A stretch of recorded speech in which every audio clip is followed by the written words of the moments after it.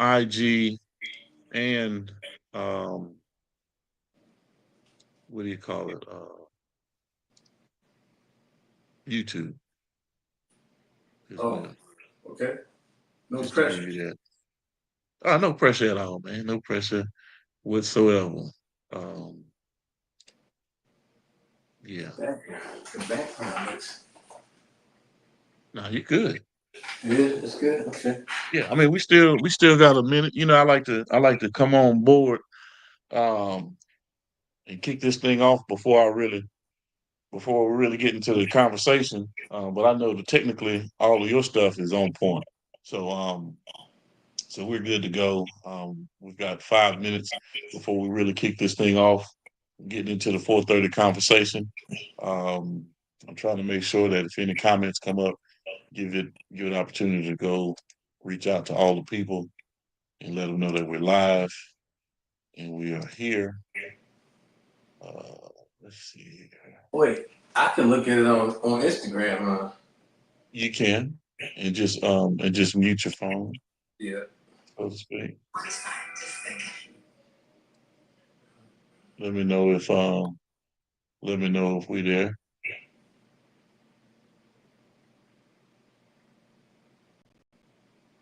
and you should see it pop up here in Nah. just a minute. Yeah, I see it. Yeah. Okay. I might need to turn that one light up a little bit. Hold on. Okay. Do what you got to do. Like I said, we got a minute, and while we going through all the technical stuff, I'll go through my little introduction, so to speak. And then we'll kick it off from there. All right, knowledge. I've already brought you. You're already on stage with me. I'm not going to sit there and do the singular and then drop you in. We're already there. So we're just gonna kick it right on off um, here in just a minute. But while we're waiting, in the meantime and in between time, I always have to present some things to the general public to let them know um, that we stay pushing our products. 21 Keys of Success. If you want to get this book, if you want to pick up this book, you can give me a call, hit me on the DM, or go to www.freewayrickyross.com and grab your copy of the 21 Keys of Success. Also, the Untold Autobiography by Freeway Ricky Ross. We also have my sister, Tiffany Gaines, Shared Success Blueprint, the Shared Success Blueprint. Okay. Another great book that I want you guys to jump off into. And of course, something I've been pushing real heavy lately, knowledge here is John Hope Bryant and his push with financial literacy. And he actually made a profound statement that financial literacy is the civil rights movement of this generation. So, if in fact you want to find some awesome jewels and get some good insight and information, Financial Literacy for All by John Hope Bryant. Um, Barnes and Nobles, Walmart.com, you name it, it's out there. Go get it. He also has a grand collection. He has a good collection um, of financial literacy books and the ways to go about doing things. The Memo, okay? You have The Memo by John Hope Bryant. And of course, from Nothing. Up from Nothing, all by John Hope Bryant. Go grab those books, get some insight on um, his views on how us as people should be moving in this economic space, present day 2024 going into 2025.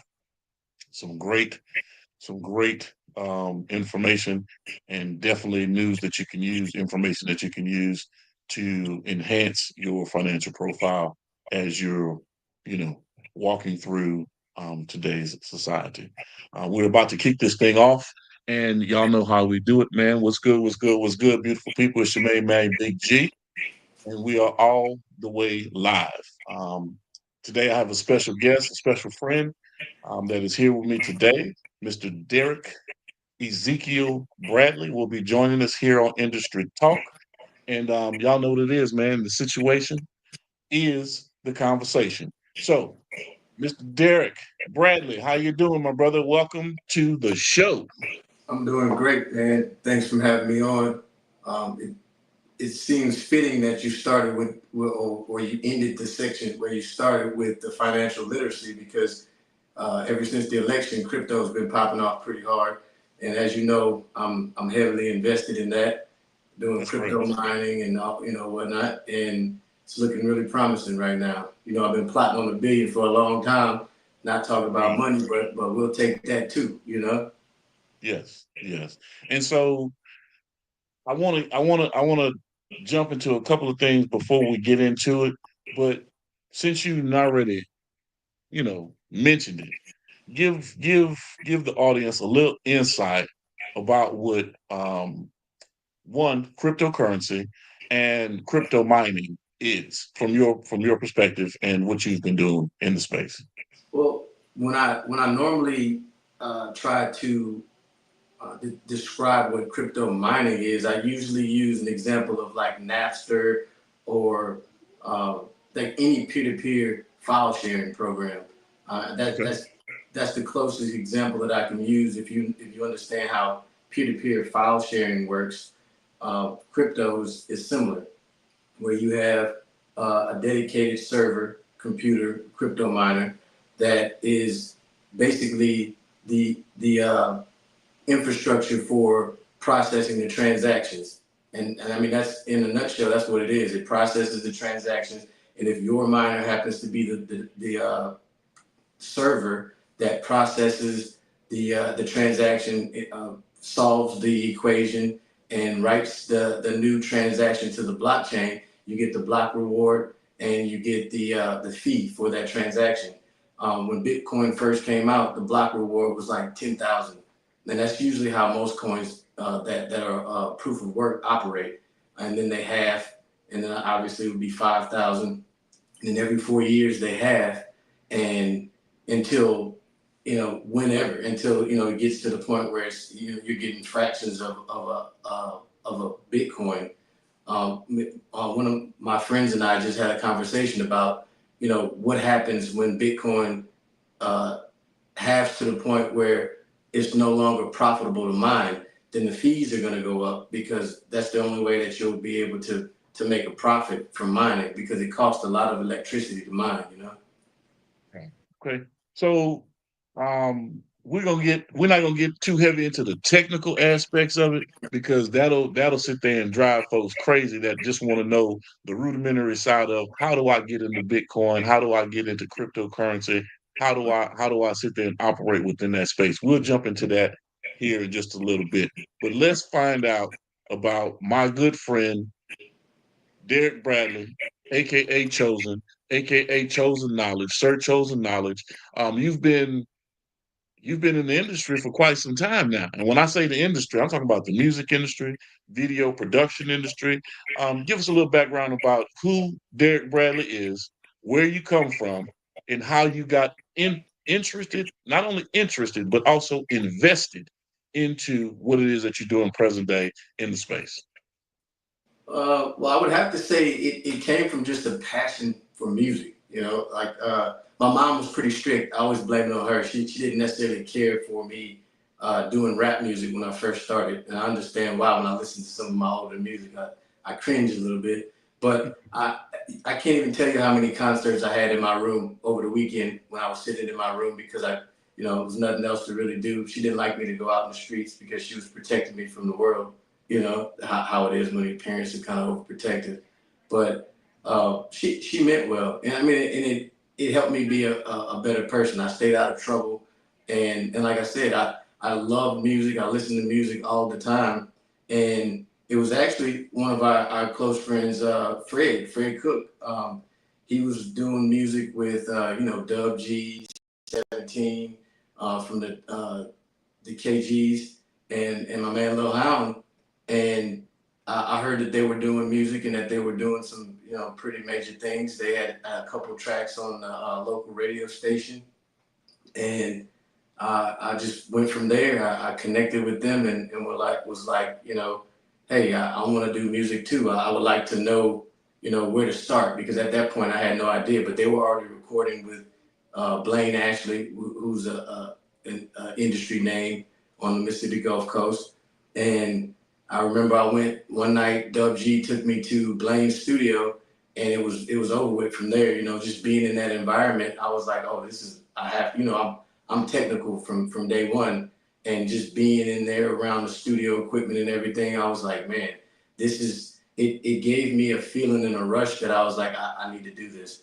And then that summer, it was my senior year in high school.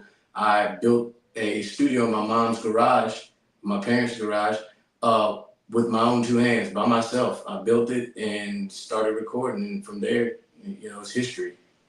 Okay, you mentioned OG Freaky the Pimp, aka Fred Cook. Yeah, He's been on the rap scene for quite some time. You mentioned Lil Hound. You mentioned 17, and there was another honorable mention that Blaine Ashley, right? yeah. And Um, did you say Dub G? I mentioned and Dub. Dub G, and Dub G, yes, Oh, Dub G, Phenom too. You know, it's a bunch right. of us that was involved. I don't want to leave anybody out, but that was the story of how I originally got started. Those were the first people that I contacted and was around, and then it Right. We're evolved. not trying to we're not trying to leave anybody out. What I'm saying is, in terms of that influence and you jumping into it that way at such a young age, right? Right. Um, and watching where some of these guys have gone, and I'm going to use 17 as an example because you guys jumped into that UGK boat. He was actually Pimp C's protege at one point in time, prior to Right. his death. So where are you fitting into that situation and scenario?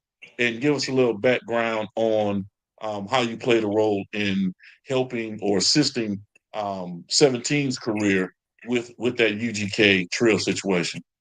Well, he reached out to me and wanted me to go on the road with him and help shoot a documentary. And I got a chance to hang around Pimp C for a little while before his death. I actually went to his funeral as well. But yeah, he was a really cool guy. You know, he was pretty funny, down to earth.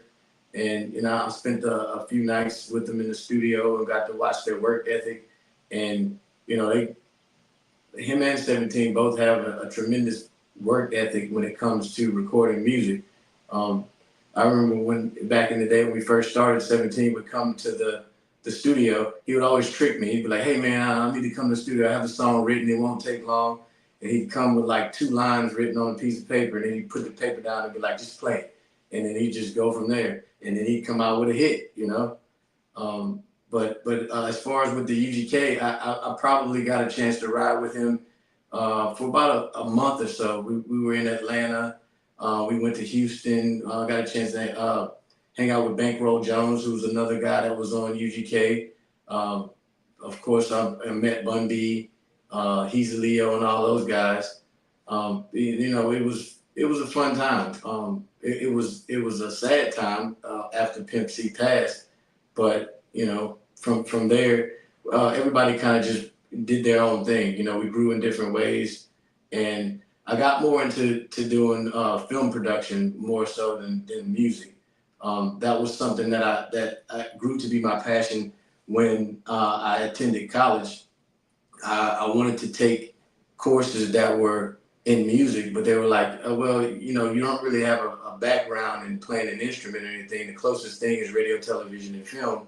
So that's what I majored in. And when we started doing the film aspect of it, I fell in love with that and was like, well, that's everything because film contains music and it contains the visual aspect of everything. And if you're an artist, you have to have videos in order to present your product, So that's kind of how I evolved into doing film production.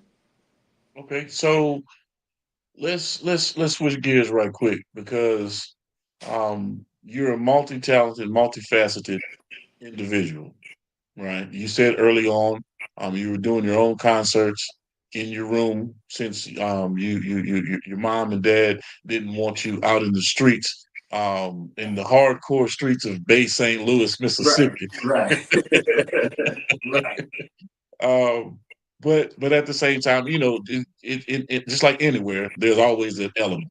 So we're not gonna forego that as. But at the same time, I knew your pops prior to him passing, and of course I know your mom. And yes, they were strict, so to speak. You grew up in a great home. You went to what type of school? Let's high school. What type of high school?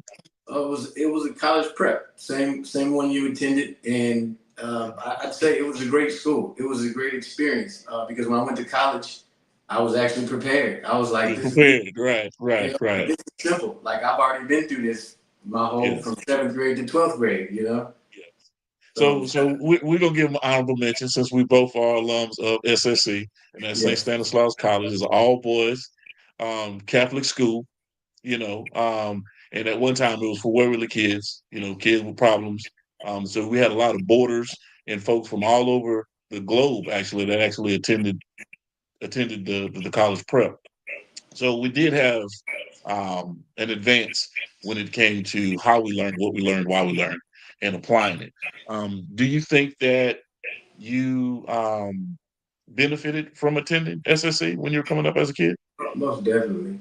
I mean, I educationally or friend wise? Are you still friends with some of the people that you went to school?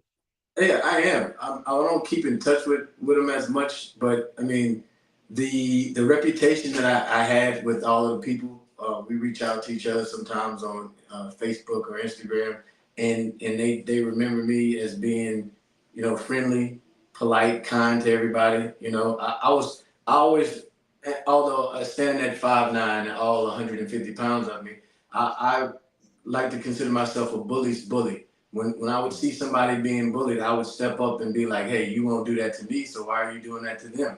And, we were athletes, so Right, I'm benching 225, 235 in ninth grade, and nobody's running up on that. right, Not the average person's not.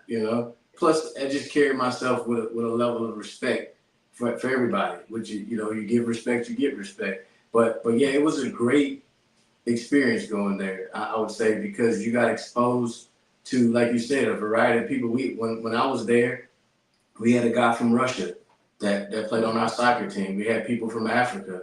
right. One guy, his parents was from Pakistan, and he was one of my friends in school. And just having other cultures around to be able to advance your level of thinking. When I started traveling abroad and experiencing other cultures and speaking to people about what they think about Americans and what they think about me, they thought that I was really really wise for an American, and I was like, what you guys think that Americans aren't smart because everybody that I know and deal with thinks on a similar level to what I think, but so it just opens your mind to not be so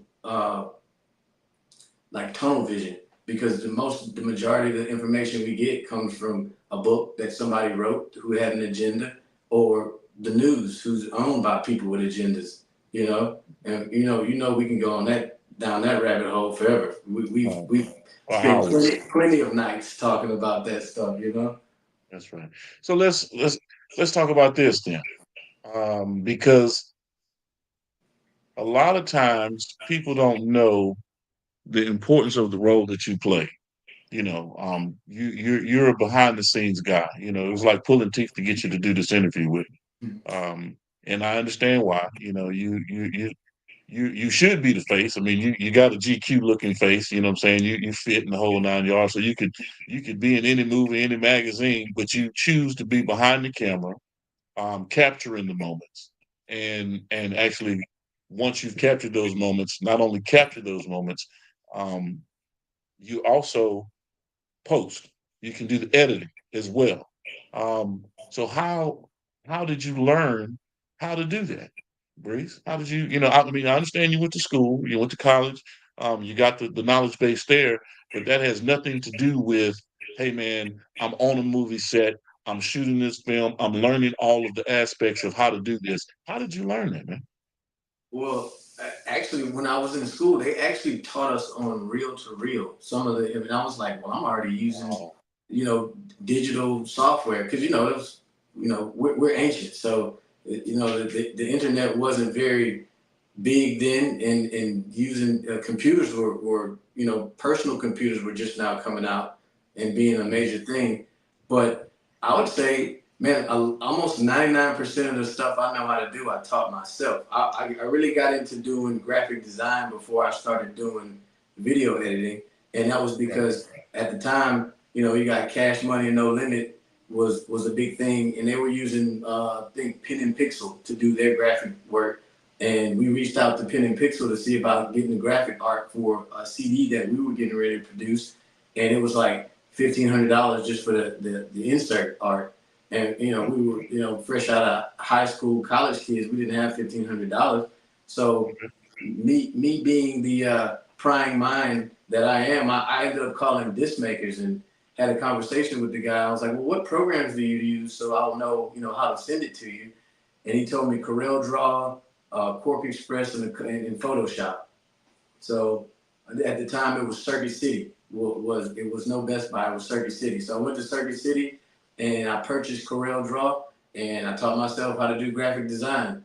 And then from there it was video editing. And I think that a lot of things in life, like, some people sing but they can't sing. Some people rap but they're not good at it. Like it's just not natural. And I think the way that I see life is naturally like a director or like a videographer. Anytime I go to a restaurant, I'm always sitting in a spot where I can see the whole environment. That's got to do with watching too many Jason Bourne and James Bond movies as well. But it also has to do with me liking to see everything that's going on, just like a camera. So when you have a perspective like that, then it makes it easy to see the next cut or and then once you do it so much, you get an eye for how things go together, and like the current position that I hold with RWB Construction Management as their digital media director, I had to learn a whole new skill set because I come from a field of entertainment production and not house, capturing real estate and capturing multi-million-dollar mansion. And it took me, a good couple months to get an eye for it. But then once I got an eye for it, you see the production and the work that they put out. So you definitely have to raise your skill level to the next level in order to keep up, So, I don't know if that answers your question, and I have a habit of doing that. It does, because it gives me a segue into what I'm going to talk about prior to RWB, because I'm not going to just steamroll over some of the things that you've actually participated in. And on the mainstream level, the behind the scenes guy, once again, a lot of folks don't know your relationship with Don Cody and Moses Media and this beautiful thing that they push out or that they used to push out, and we currently are pushing at this point, IAPs, Internet Audio Presentations for artists or business to promote, what it is that they're doing. And for artists, of course, it was breaking into airplay or things that are coming out down the pipeline from artists. So give us a little background about Moses Media, your relationship with Moses Media, even present day, and Don Cody, and how that's played a part in your development as an individual that you are present day in the industry. Oh man, working with Don Cody and Moses Media has been phenomenal. It's been a major impact on my career. I've been working with them since like 2005, and they're still up and running, still doing it. Don Cody just received an award. I don't remember the exact name of the award, but he just received one. But man, I was looking through my archives, and this was probably like about 4 or 5 years ago. I had done over 500 productions for them, whether it's what they call a gateway page, which is almost like a flyer on a HTML page that they mail that out in it's like a newsletter. They mail that out. Yeah, to all the program directors, and they have a link to get to the IAP, which is a 30 to 60-second infomercial. It's a commercial with a DJ saying, check out the latest track from whatever artist. I've done productions for Michael Jackson, Madonna, Alicia Keys. Pretty much from 2005 to now, any of the artists that was putting out music, Beyonce, that Moses Media had a hand in it. It got kind of slow after the housing market crash of '08, which people don't even really realize how much that affected every sector of of the economy. I mean, they're all integrated. Money is money. But after that, it got slow because some of the labels got absorbed by other labels, and then the internet became uh, bigger. So they used a different way to promote than how they were promoting back then. And then you have the advent of Facebook, YouTube, Instagram. But like I said, we're still doing it. They're still turning out projects, and like that. Like I said, it was instrumental in me developing my skills because anytime you're able to practice your craft, you're gonna get better. I mean, even if you suck or you're not as good as you'd want to be, I look back at some of the productions I've made and I'm kind of like, man, I've come a long way. And it's just because of consistency, continually doing the same thing over and over, and then always striving to be better than the last you were. I don't believe in competing with other people because the only person I'm trying to best is the previous me.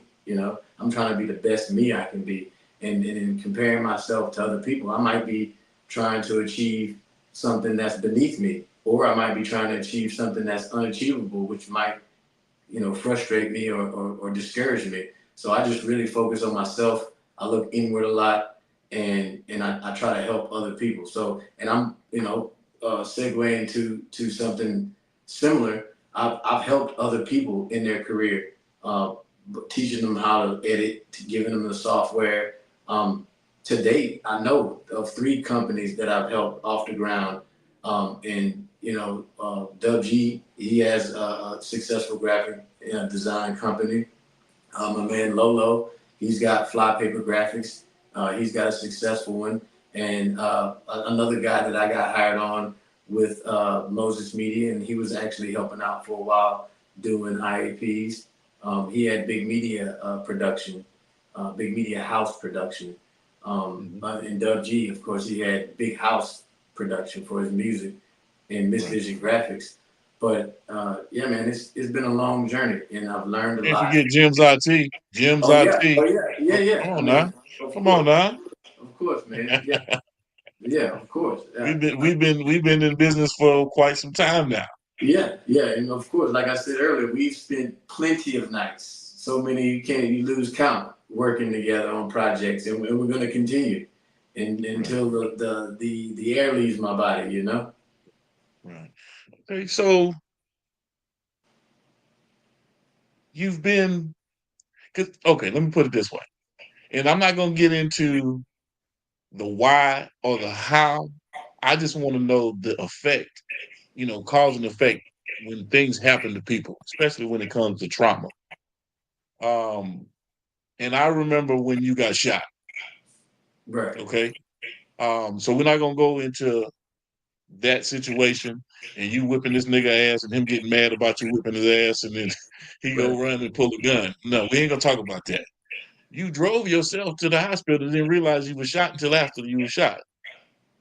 Yeah. Well, I take the blame for everything that happens in my life, and Okay, okay. I should have let a situation go that I didn't, and I retaliated, and I got retaliated on, and Right. uh, yeah, I would think I like to think I'm pretty tough. I've been through some situations, and I always Right. look at everything as an opportunity to grow because from that I've learned to let things go. I don't get mad about things. I don't get upset. It didn't make me like hard to the point where I don't care about things, but it helped me to practice what the Hindus would call non-attachment. Everything in the physical world is transient anyway. Everything comes and it goes. I think I could add this into it is that I was talking to my mother about this the other day. 3 times in my life, I've lost everything that I own. Once in a house fire when I was about the 3rd grade. No, actually before then, somebody broke into our house and stole everything that I cared about as a kid. And then later on, somebody burned our house down when I was in about the third grade. And then Hurricane Katrina, lost everything I own except for the clothes I had on. And to this day, I have way more things than I need. And I continually to give things away because if I have something and I don't need it, I don't use it, somebody else can use it. But that having said that, I'm referring to the non-attachment to things. And the cause of that was a relationship that I should have let go of, and I didn't. And it caused a situation where my life could have been taken. And like you said, I got shot and I drove myself to the hospital bleeding. And, it just, I think the cause of the situation hurt more than the bullet wound. Right. But, years later, it, man, it's like lifting weights. You hadn't been in the gym in a while. You go lift weights and you get that 3 days of soreness, and then you push through it, and then you become strong. I feel like there's not, like you said earlier, I lost my father in 2015, which is a difficult thing to go through to lose a parent, and it. He's still here. When I said that, I felt the goosebumps all over my body. I still communicate with him, and he's still around. But going through those situations, it only makes you stronger. It can do two things. It can make you a weaker person, or a somber person, or bitter, or it can make you a better person. And I feel like all the situations in my life that I've gone through have made me a better person, and it's made me stronger, and it's made me more connected to the spiritual realm. Right. Your display went off in the back. Man. Oh, Okay. It switched up. It switched up. It switched up. oh, it shouldn't even be doing that. I changed it up, Well, but look here, man. Because mhm. I definitely have to mention this because Coach Bradley was that guy. Yes, Okay. In Bay St. Louis, Mississippi. Coach Brad, well, along the Gulf Coast throughout the state of Mississippi, he's well known in surrounding areas and regions. But Coach Bradley was that guy, right? Now, I'm not going to go into the athletic side of it. I'm going to go into the business side of it because at an early age, your dad was one of the only black men in our community that had a major government contract in place at at at at, at that stage when that was unheard of. right. So knowing you, knowing how, like you say, you're consistent and your work ethic is sound, do you attribute a lot of how you go about your day to day in terms of business to your father and watching your father as you grew up, and watching how he handled business, and how does that still play a role in your life present? Absolutely, man.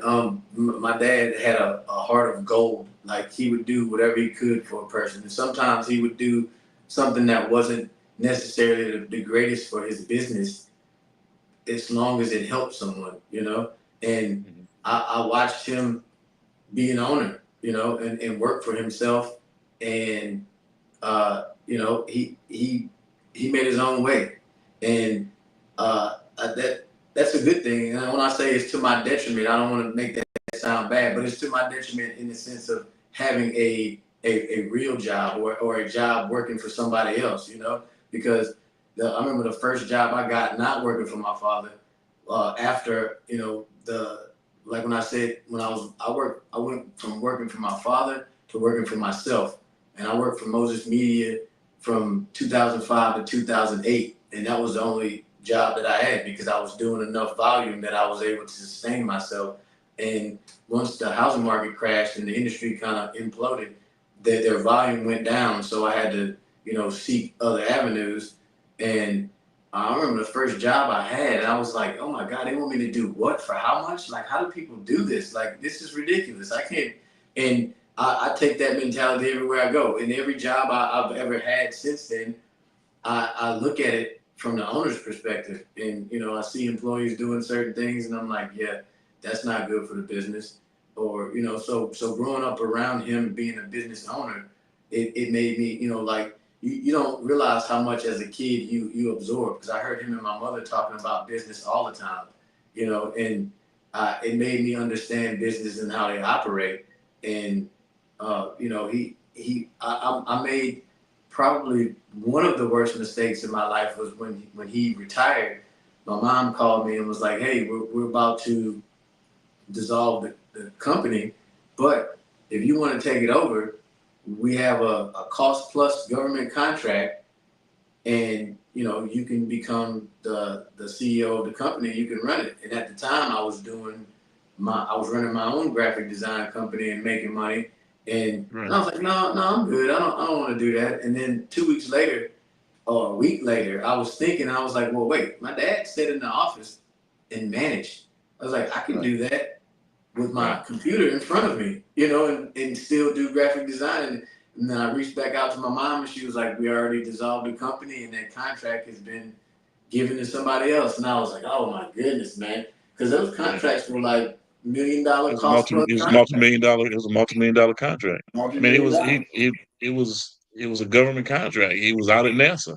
Yeah. You know, And they I also mean, had one that had I was working at DuPont. Navotional at the time with the Department Yeah. of in the DON, the Department of the Navy, and I know what the contract was bringing in.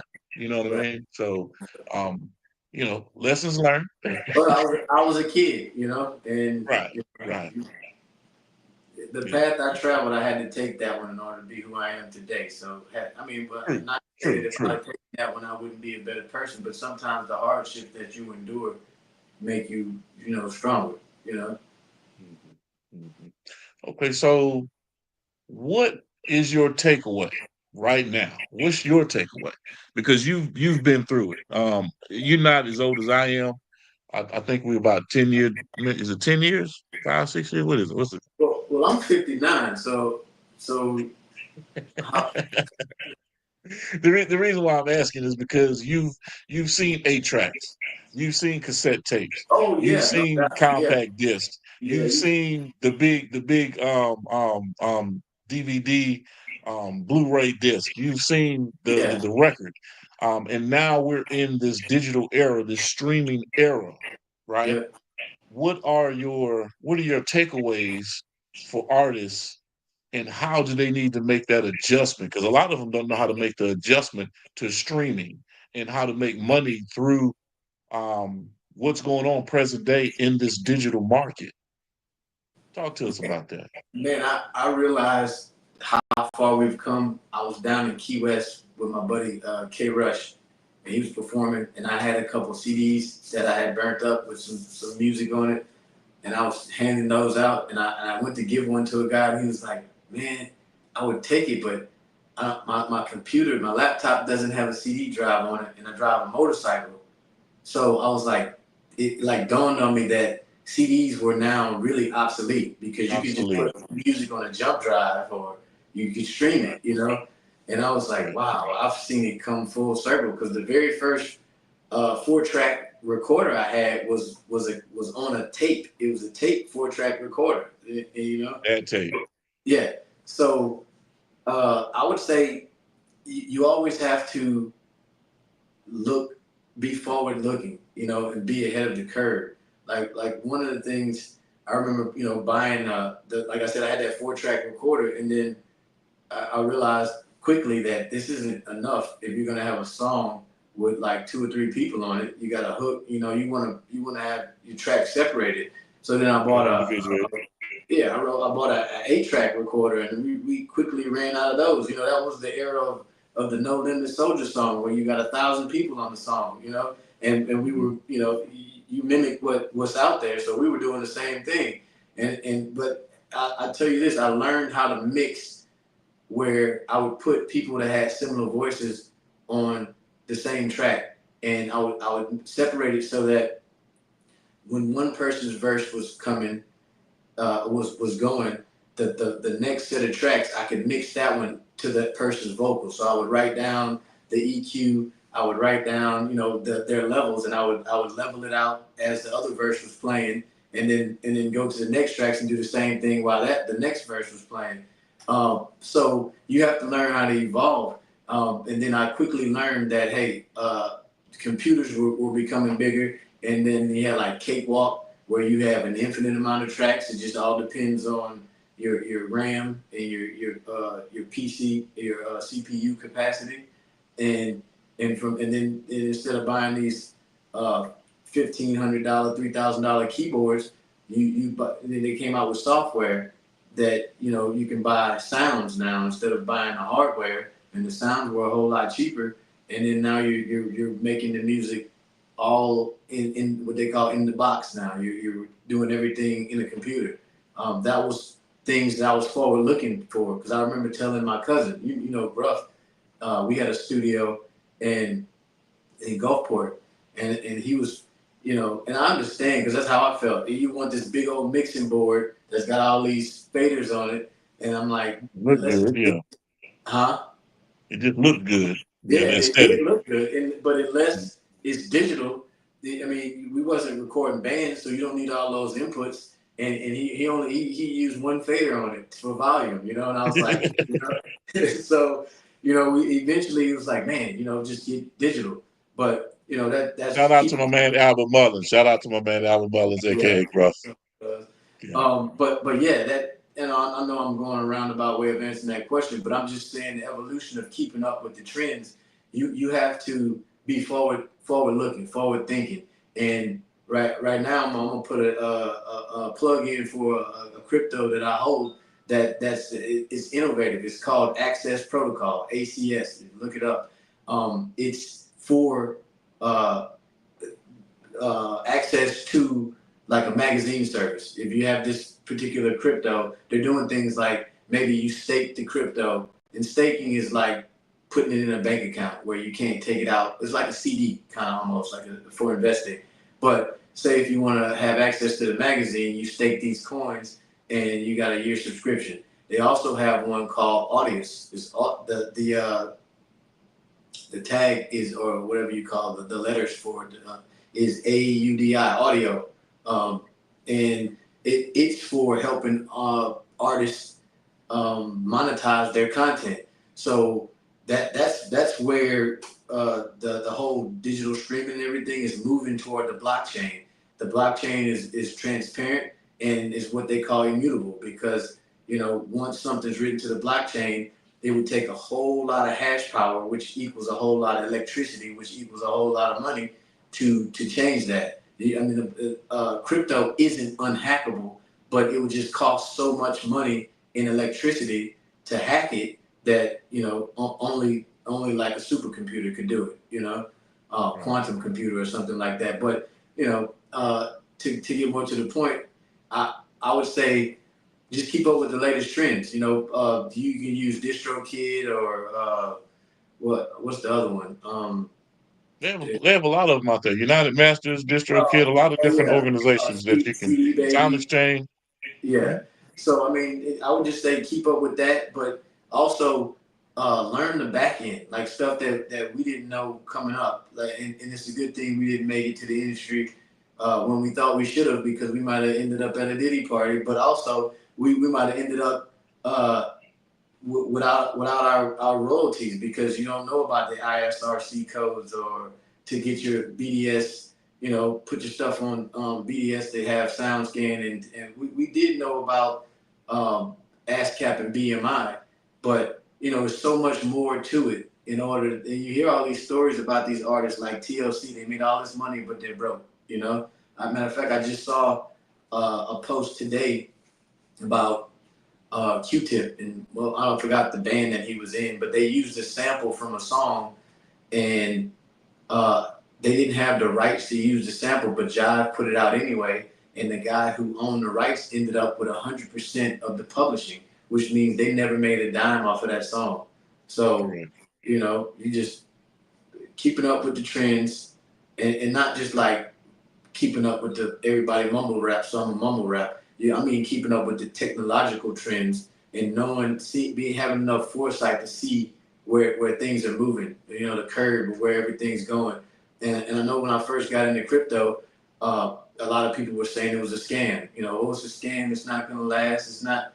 I mean, crypto is here to stay. I mean, I don't. They like to say Satoshi Nakamoto or Nakamoto invented it, but I think that's a pseudonym for the CIA, NSA, or whoever else, whatever other acronym institution they have out there. It just seems too too much, to be like some random guy. It's so forward thinking in the technology that have been invented in like what 2009 or something like I'm about that. to say, yeah, the white paper's been out for a while now. It's not. Yeah, It's not new. Yeah. no, yeah, it's not new. And then the SHA 256 algorithm is, really similar to some of the algorithms that was invented by the NSA. So, I mean, they've been wanting a one world currency in government for forever, which a lot of people think is a conspiracy theory. But I have a podcast that I put out in 2020 discussing that, where I'm using clips specifically from presidents and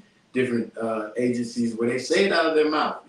That's a whole different topic. But yeah, just keep it moving, keep it forward, keep forward looking, forward thinking, and I don't know, just base your movements in knowledge. Read, study, whatever industry you're going to be in. And we're talking about the music industry specific or the entertainment. You need to know as much as they know, whoever they is, or whoever they are. You should know as much as they know. When if you don't know, and another thing, you have Chat GPT. There's another AI that I use called Perplexity. You Anything you don't know, you just type that in, and it's going to search the web and find that information for you. And you can, I mean, we incorporate that in our workflow so much now. It's ridiculous. I don't even know how I could have functioned without it. There's a couple that you've probably seen them on IG where they're like, how are these people putting out these clips so fast? And man, I use one today where you take a full content video, 16 by 9, and it could be an hour, however long. Drop it into the AI, click the button, and it'll render, do what it has to do. It chopped it up into 17 different 9 by 16 videos, and it gives you a rating of how likely it is to go viral with subtitles on it and everything. It Sound may like have Opus. taken. Yeah, Opus, and then they have another one. Dang, I forgot the name. I'm terrible with remembering names. Oh no, I'm getting better with remembering names of things. I never forget faces. But yeah, man, Opus is the one that I use, and then there's another one that I tried today. That was a little more advanced because it gives you options to crop and do some other things that I don't know if the paid version of Opus might. But I was testing it out, so I didn't really get into it too much. But man, Okay. that saves so much time because when we make productions, we just do them in full format, 16 by 9, and then we take the timeline and we make a 9 by 16 timeline, and then we adjust the clip. We shrink the timeline a little bit, and then we adjust for to have everything in frame, and that takes It takes a time. couple an hour or so. It takes some time, and people are afraid that AI is gonna take their job. But if you learn to incorporate AI in your job, then you'll become indispensable. Because people fear what they don't understand, and the people at the top aren't necessarily the smartest people. They just know how to manage people, and they find the smartest people to work for them and get the job done. And just because you're smart doesn't mean that you'll be a good leader or a good owner of a company or a business. You know? Okay. So we about to wind it down here. Knowledge. You didn't bless me with a whole bunch of information. Um, I've always wanted to present you and who you are to the general public and to the world because you have such an impactful story. And I've seen all of the things to a degree that I was allowed to see, that you've gone through in your life to make you who you are present day and at the skill level and the intellectual level that you are at. That's why I stay, in close proximity with you and I love doing business with you. Um, I need to know what are the three main influences that have kept you locked in to this industry that you're participating in? Three, your top three. Wow, It keeps you locked in, keeps you engaged. man, that's tough, man. You put me on the spot Yeah. with that one.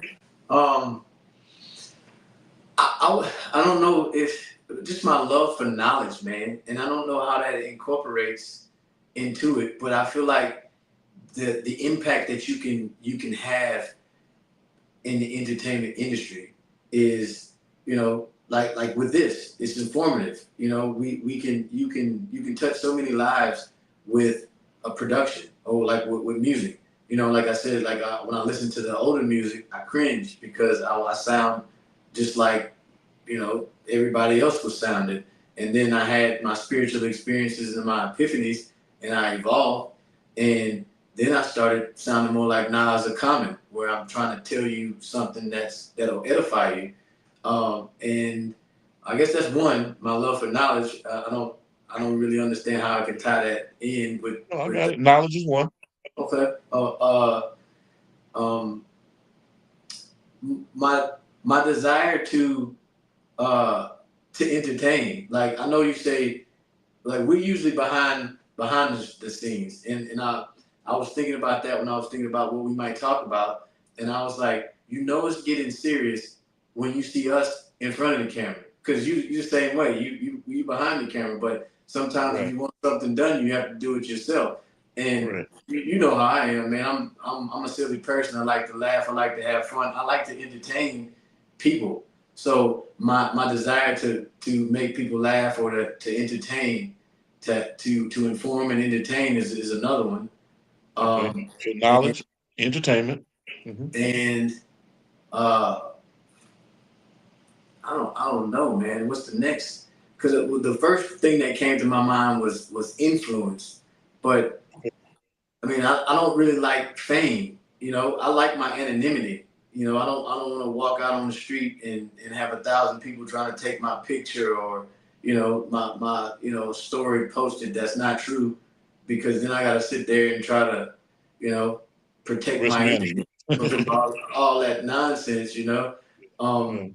but I think I would have to say just your ability to like staying in this industry, although it's not an easy industry to be in.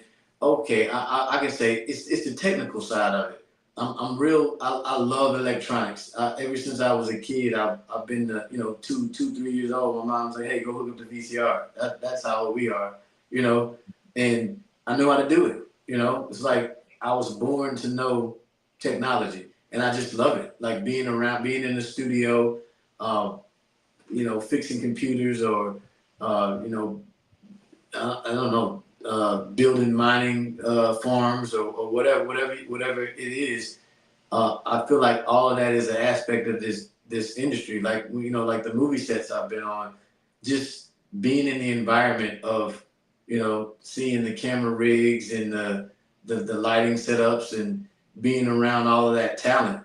I remember I was on the shoot for Panda, a movie that was shot on the Mississippi Gulf Coast. Shout out to Trent Dickinson. Uh, or is it Dixon? I don't know. I told you I forget names, but uh, man, that set has so much talent on it, man, and it just being around that level of performance was it like you can draw from it, and it makes you level up. Because it's like if you was on the dream team, you got to play at a higher level because everybody on the team is a superstar. You know what I mean? Right. So just being in that atmosphere, being around that type of energy it can be a good thing. Like the industry right now is uh, immersed with what's going on in the news. You see it like it's not necessarily uplifting. The people, or it's like a closed society of people that want to manipulate and control. But it's no doubt that those people have talent. They just happen to get involved in a something that's not necessarily that positive. But if you're in an environment where people have that much talent and that much command of a room where you can be in front of 100,000 people, 1,000,000 people, and you can capture their attention. We all know that feeling. We've been to concerts and you can feel the atmosphere. You can feel the synergy in the room of everybody just you know, giving their energy to that person willingly. Just here you go. You have our attention. I, I like that feeling. I've been on stage and performed, and the feeling of people just being captivated and mesmerized by the presence of you. It's a good feeling. I don't necessarily always like the attention, but which is I got conflicting character traits. I'm an introvert and an extrovert, so I don't know. I guess that answers it. Okay. I'm Okay. long winded. I ramble sometimes. You just stop me. No, we're good. We're good. I mean, I want to bring it out of you because a lot of people don't have an opportunity to talk to a knowledge. Um, so we have um, knowledge, entertainment, and technical. Yeah. You know what I'm saying? So that's a good combination, especially for the field that you're in. Uh, so let's do this because I want people to be able because you move in waves. Sometimes your social media is active, Mhm. sometimes it's not. You know what I'm saying? So you up and Yeah. down with your social media stuff because you really don't jive with it too much.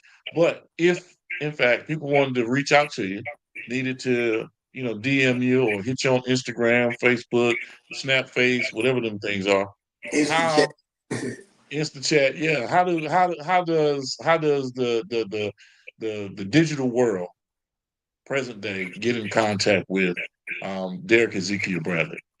Well, my Instagram is derek.e.bradley. So you can reach me there, or Okay. my Facebook I think is the same. No, it's Derek. Yeah, I think it's the same, man. I've changed them a couple times because my Instagram used to be Sir Chosen because that's my stage name, but Right. I mean I'm always evolving, man. I'm left sometimes, I'm right the other time, and I hit you up. You're like, oh, you back? You back today? And I'm like, yeah, I'm back. But Yeah. shoot, let's see. You could always email me. It's real simple. You can email me info@DerekBradley. No, mail@DerekBradley.info. So and it's DERE. Mail.derekbradley.info. No, mail@DerekBradley.info. So Okay. Okay. yeah, that's Gotcha. real simple. So and Derek is DEREK, and then Bradley BRADLEY. So you can Okay. always So email me mail at derekbradley.info. .info. Okay. Yeah, or you can mail me at Derek@EIAconsulting.com. Man, why didn't you give me the easy one first? Damn, Derek. God dog. Because the other one is my name, man. That's what's up, man. I'm just messing with you. Uh, Um, Look, man. I want to bring you back. We've been on for a good 35 minutes up to this point. If I'm not mistaken. What time is it? Yeah, we've been on damn near an hour. oh, So, yeah, um, it's a I, t- I done. hey man, it's always fun when you have a good conversation. Yeah, no doubt. I told you I only want you about 15, 20 minutes, 30 minutes max. You already know what I'm gonna do. I'm gonna go in, I'm gonna sit there and chop these segments down and give it out there to the people, and edify them with some of the information that you've pushed out there. I also want people to know what not only why they should get in contact with you, but why they should be doing business with Derek Bradley, because you are a guru in this vertical. You are a guru in this space. So that's why I wanted to bring you on, because I know that your talent exceeds a lot of what is out there present day. Your talent, it actually overstands a lot of individuals that are in place, and you've actually been elbow to elbow with a lot of the majors, so to speak, that are in place present day, and people just don't know that. So when I bring my friends on, when I bring my business affiliates on, a lot of people don't know how integral they are within the entertainment industry, because these are the guys that are behind the scenes that you never hear about, that you never see, that never gets the accolades. So I'm not trying to give flowers. I'm just stating the fact that Derek Bradley is that guy when it comes to video production, when it comes to audio production, when it comes to cinematography, cryptocurrency. Not just a jack of all trades. You've mastered these things. You see, you hear that saying, I'm a jack of all trade. Well, you're definitely a master of them as well. And I appreciate knowing you.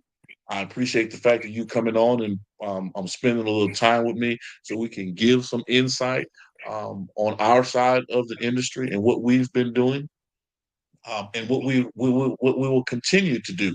Now I'm going to have to bring you back on because we haven't even jumped into the whole Freeway Ricky Ross situation that we're involved in and how that all came about. But we're gonna save that for another day, Breeze, because that's a whole different topic and how we've been instrumental in assisting that whole platform from behind the scenes, and making things happen with Rick and that family over there on the West Coast. So before we get out of here, is there any last words that you would like to say to push out to the people, in a little insight from my man Knowledge? Talk to him. Uh, but thanks for the kind words, first off. But one thing I would like to push out would be that we definitely get what we think about. We get what we intend. We get what we believe in our minds and in our hearts. So don't let anybody tell you anything differently. And you are the master of your reality. So if you want something, see it in your mind's eye and go get it. Hey, and we're gonna close out on that. Look here, beautiful people. This has been another great segment of Industry Talk. I am your man, Big G. We always live on this thing, and I'm here with my brother, Derek Bradley, aka Sir Chosen Knowledge, with some great insight about the industry. Once again, and as always, it's about health, wealth, and wellness. Stay dangerous, beautiful people. And I appreciate you, Knowledge. Thank you for coming. No doubt. Thanks for having me. Yes, indeed.